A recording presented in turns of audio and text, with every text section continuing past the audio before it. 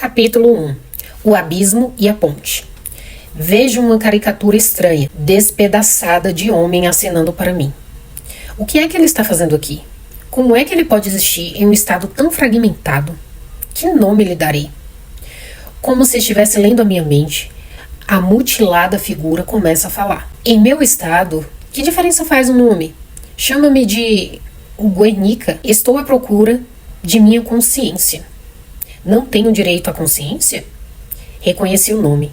Guernica é a obra-prima de Pablo Picasso, pintada em protesto contra o bombardeio fascista da pequena cidade espanhola do mesmo nome. Bem, respondi procurando tranquilizá-lo. Se você me disser exatamente o que precisa, talvez eu possa ajudá-lo. Você acha mesmo? Os olhos dele se iluminaram. Você, quem sabe, dependerá a minha causa? E me lançou um olhar ansioso. Perante quem? Onde? Perguntei intrigado. Lá dentro. Eles estão se divertindo numa festinha, enquanto eu estou abandonado aqui inconsciente. Talvez, se encontrar a minha consciência, eu volte a ser inteiro novamente. Quem são eles? Perguntei. Os cientistas, os que decidem o que é real. Oh, neste caso, a situação não pode ser tão ruim assim. Eu sou cientista. Cientistas formam um grupo de mente aberta. Vou conversar com eles. O pessoal da festinha dividia-se em 3 grupos separados, como as ilhas do Triângulo das Bermudas. Hesitei por um momento e, em seguida, em passos largos, dirigi-me a eles novamente. Em terra de sapos, de cócoras com eles e tudo mais. A discussão estava acalorada. O grupo conversava sobre física quântica. A física quântica faz prognósticos sobre fatos que observamos experimentalmente, nada mais, disse um cavalheiro de aparência distinta, com uns poucos fios grisalhos de cabelo.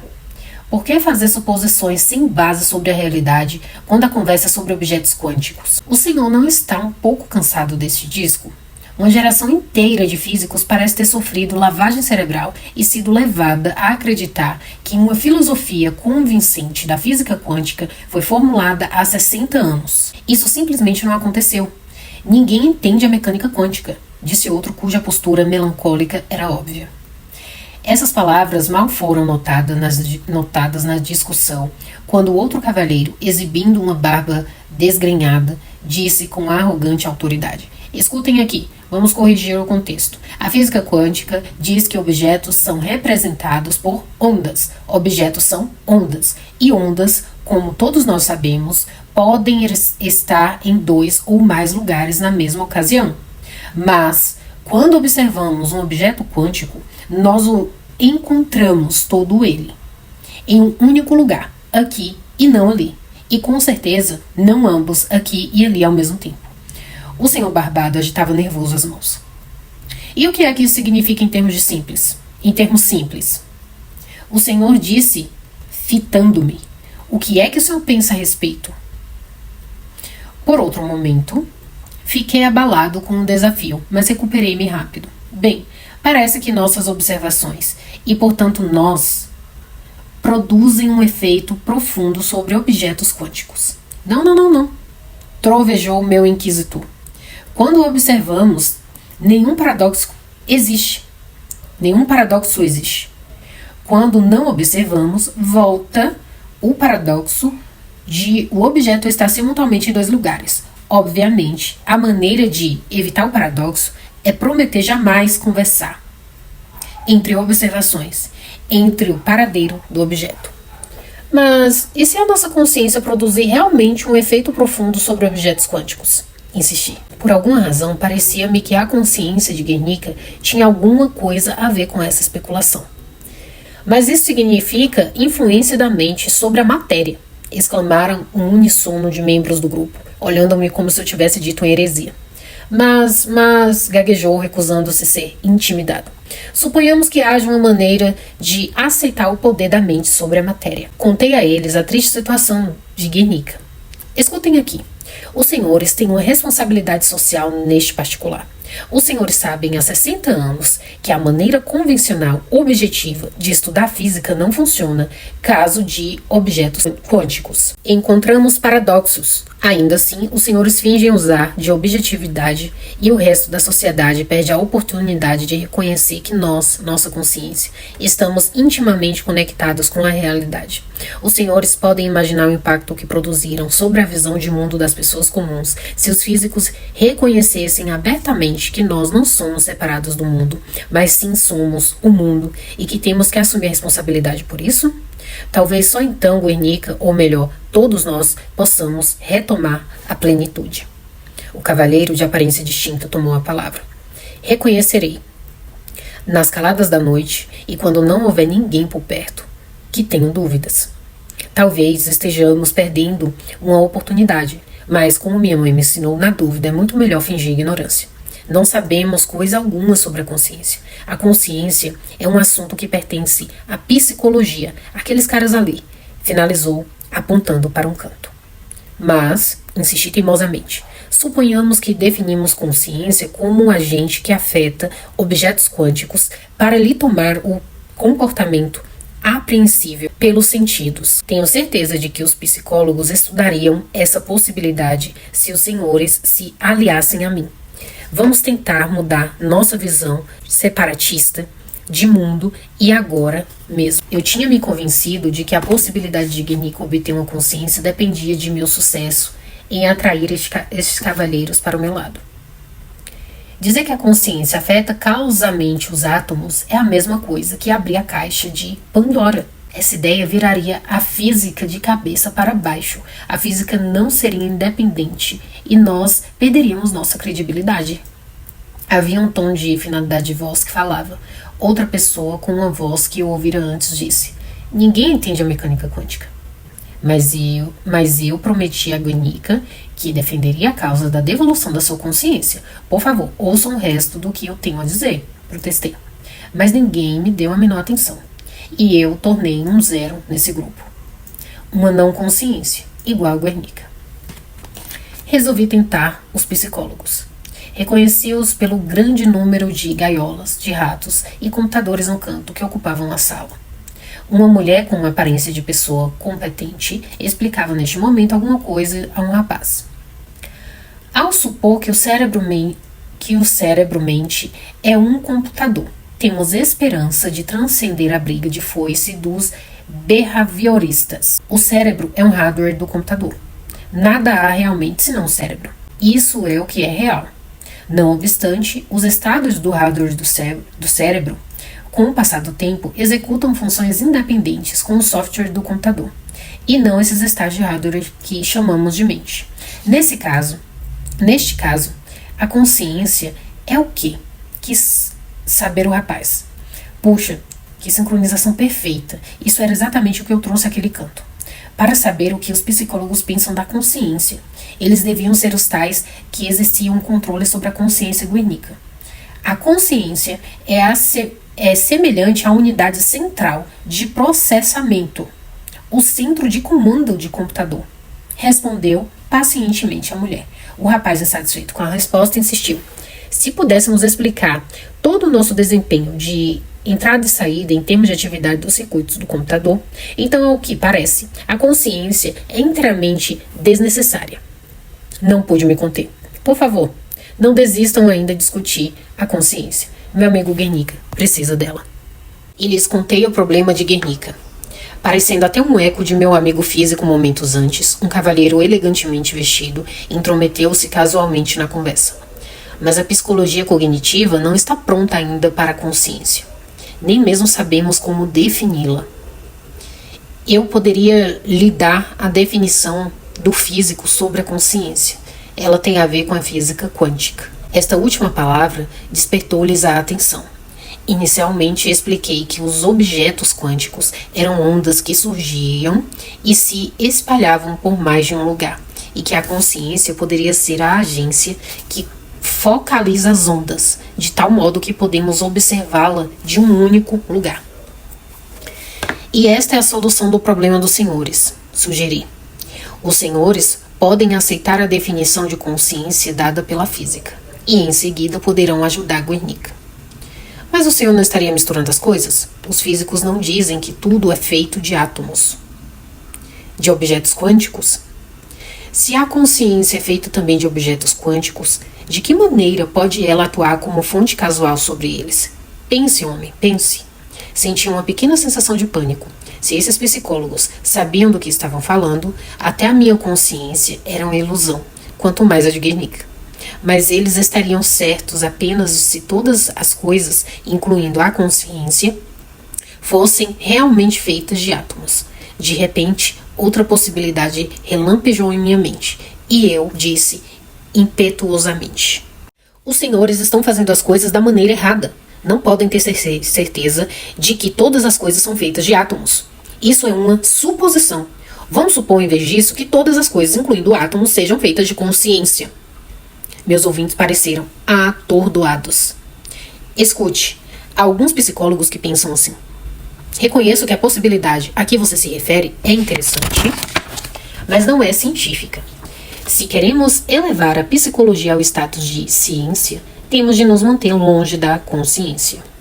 Especialmente da ideia de que a consciência possa ser a realidade primária. Sinto muito, moço. A mulher que havia falado parecia realmente penalizada. Eu não havia ainda conseguido fazer progresso algum para trazer de volta a consciência de Guernica. Em desespero, voltei-me para o último grupo, o terceiro ápice do triângulo. Descobri que eles eram neurofisiologistas, cientistas do cérebro. Talvez eles fossem os árbitros que realmente importavam. Os neurocirurgiões discutiam também nesse momento a consciência e minhas expectativas subiram muito. A consciência é uma entidade casual que dá significado à ciência, admito isso, disse um deles dirigindo-se a um senhor mais velho e esquelético. Mas tem de ser um fenômeno emergente do cérebro, não separado dele. Afinal de contas, tudo é feito de matéria. Isso é tudo que o tipo magrelo, falando com um sotaque britânico, objetou. De que maneira algo feito de alguma outra coisa pode agir casualmente sobre aquilo que é constituído? Isso seria equivalente a um comercial de televisão repetindo-se ao agir sobre os círculos eletrônicos do monitor. Deus nos livre disso. Não. A consciência tem de ser uma entidade diferente do cérebro, a fim de produzir um efeito causal sobre ele. Ela pertence a um mundo separado, fora do mundo material. Nesse caso, como é que dois mundos interagem? Um fantasma não pode atuar sobre uma máquina. Interrompendo-os rudemente, um terceiro, usando rabo de cavalo, soltou uma risada e disse: vocês dois estão dizendo tolices. Todo o problema de vocês surge na tentativa de encontrar significado em um mundo material inerentemente sem sentido. Olhem aqui, os físicos têm razão quando dizem que não há significado, não há livre-arbítrio e que tudo é uma ciranda aleatória de átomos. O defensor britânico de um mundo separado para a consciência, sarcásticos, disse nesse momento, retrucando: e você? Pensa que o que diz faz sentido? Você mesmo, é um jogo de movimentos aleatórios sem sentidos de átomos. Ainda assim formula teorias e pensa que suas teorias significam alguma coisa. Insinuei-me em meio ao debate. Conheço uma maneira de obter significado, mesmo no jogo dos átomos. Suponhamos que tudo, em vez de ser feito de átomos, que tudo fosse feito de consciência. O que aconteceria neste caso? Onde foi que você arranjou essa ideia? Perguntaram em um tom de desafio. Na física quântica. Mas não há física quântica no macronível do cérebro, exclamaram todos eles, com a autoridade de quem sabe, unificados na objeção comum. A física quântica é para o micro, para os átomos. Átomos formam moléculas, moléculas formam células e células formam cérebro. Nós trabalhamos diariamente com o cérebro. Não há necessidade de invocar a mecânica quântica nos átomos para explicar o comportamento do cérebro no nível denso. Mas os senhores não alegam que compreendem inteiramente o cérebro.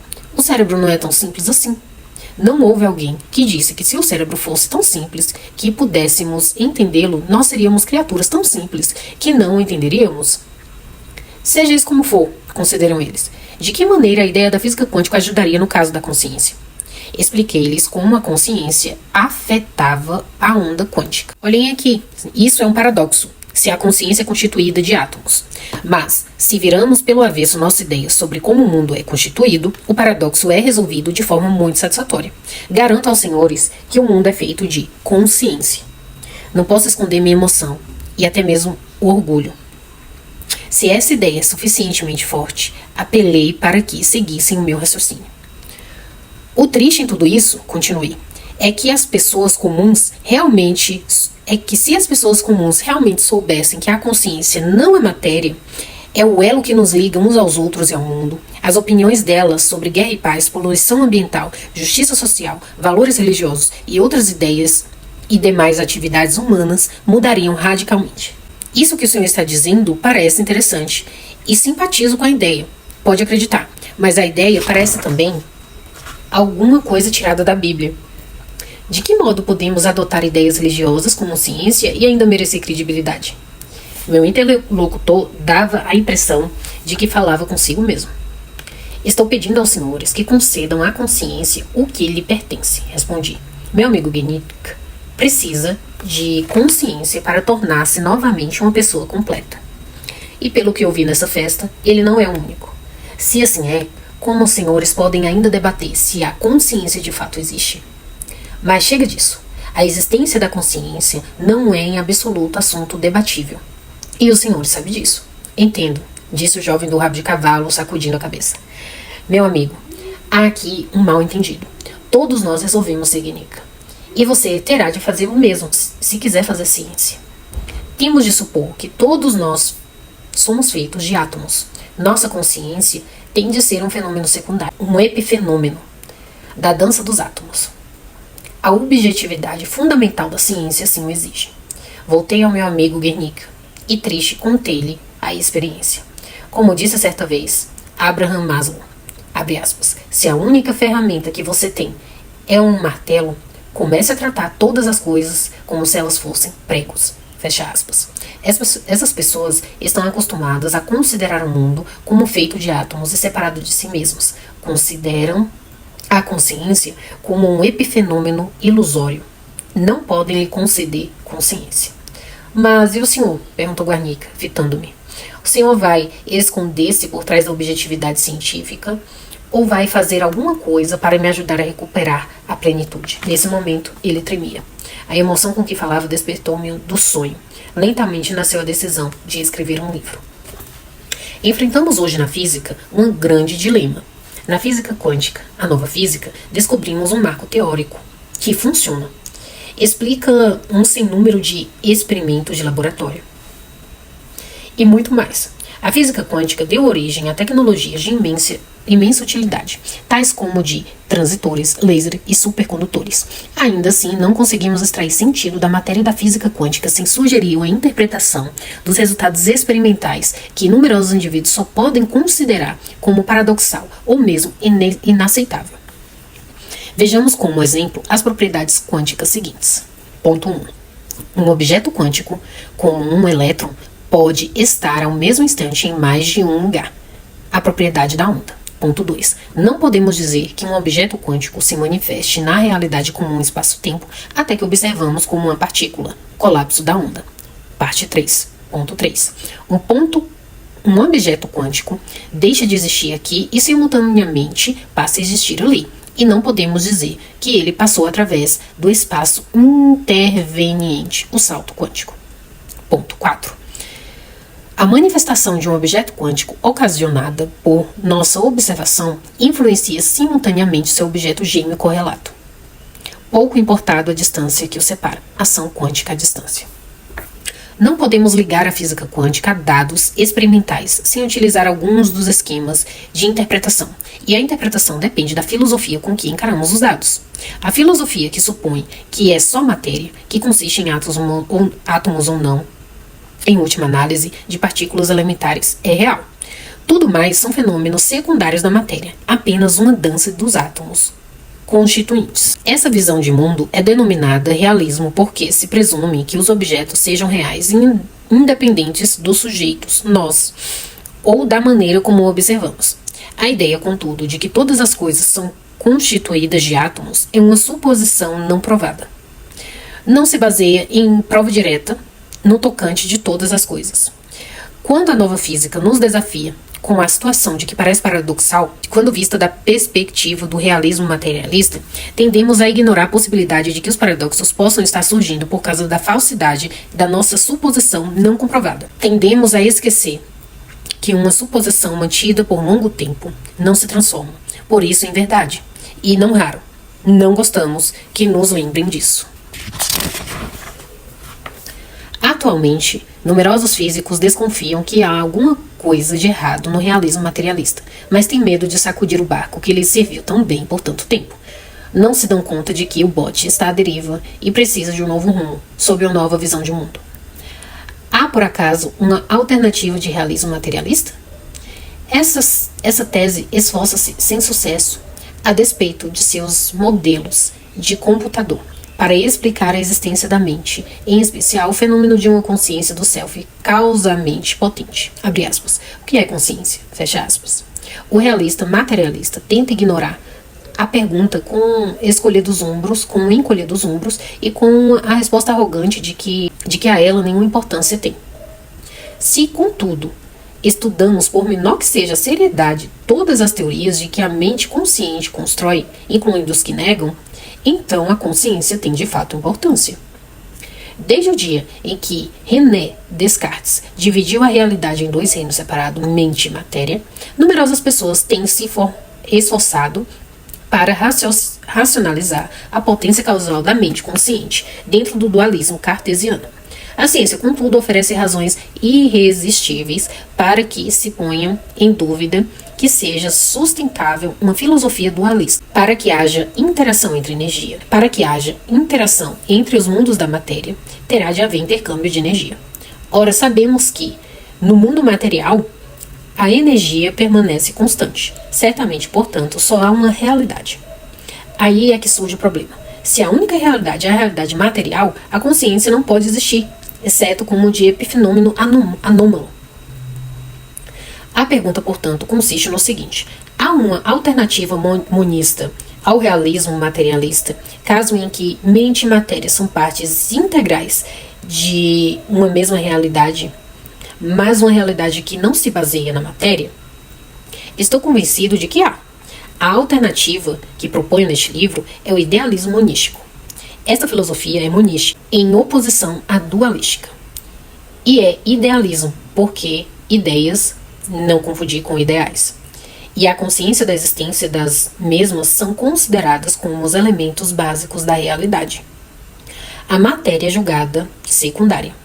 Em outras palavras, em vez de postular que tudo, incluindo a consciência, é constituído de matéria, essa filosofia postula que tudo, incluindo a matéria, existe na consciência e é por ela manipulado.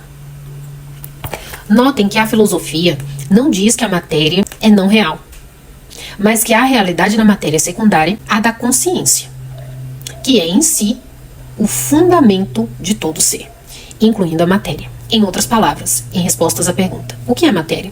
O idealismo monístico jamais responderia: esqueça. Este livro mostra que a filosofia do idealismo monístico proporciona uma interpretação isenta de paradoxo da física quântica, o que é lógica, coerente e satisfatória.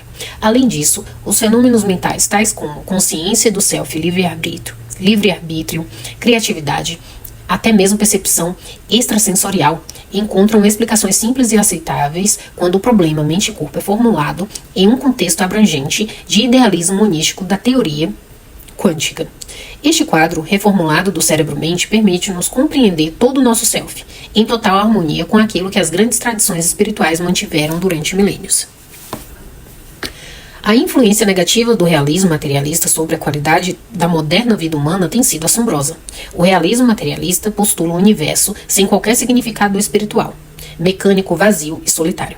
Para nós, os habitantes dos cosmos, este é talvez um aspecto mais inquietante, porque, em um grau assustador, a sabedoria convencional sustenta que o realismo materialista predomina sobre teologias que propõem um componente espiritual da realidade, em acréscimo ao componente material.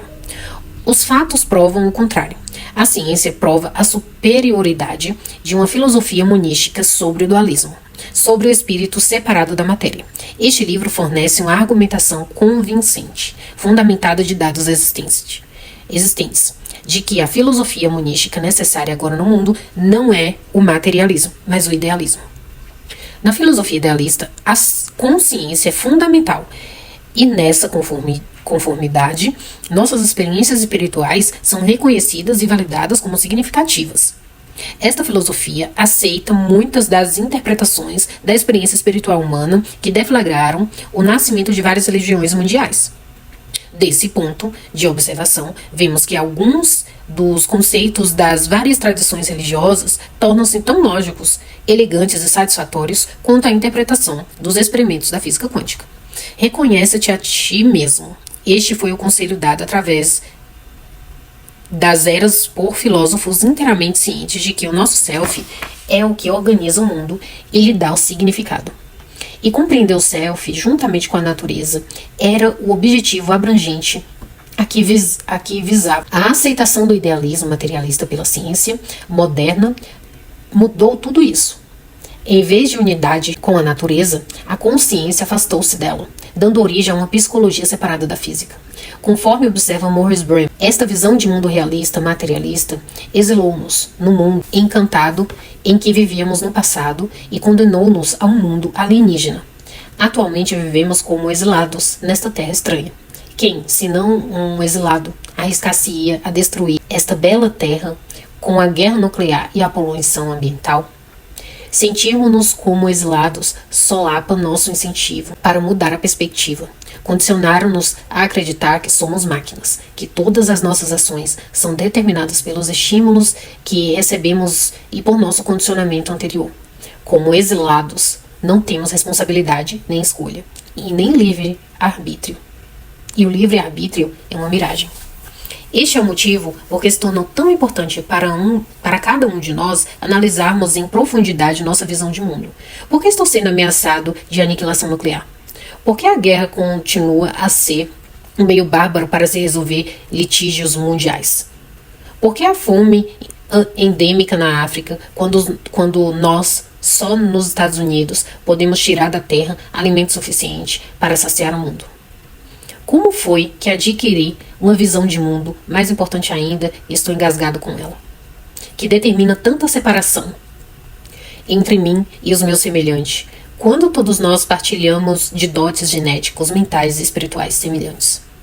Se repudiarmos a visão de mundo ultrapassada, que se baseia no realismo materialista, e investigarmos a nova velha visão que a física quântica parece existir, poderemos, o mundo e eu, ser integrados mais uma vez? Precisamos nos conhecer. Precisamos saber se podemos mudar as nossas perspectivas, se nossa constituição mental permite isso. Poderão a nova física e a filosofia idealista da consciência dar-nos novos contextos para a mudança?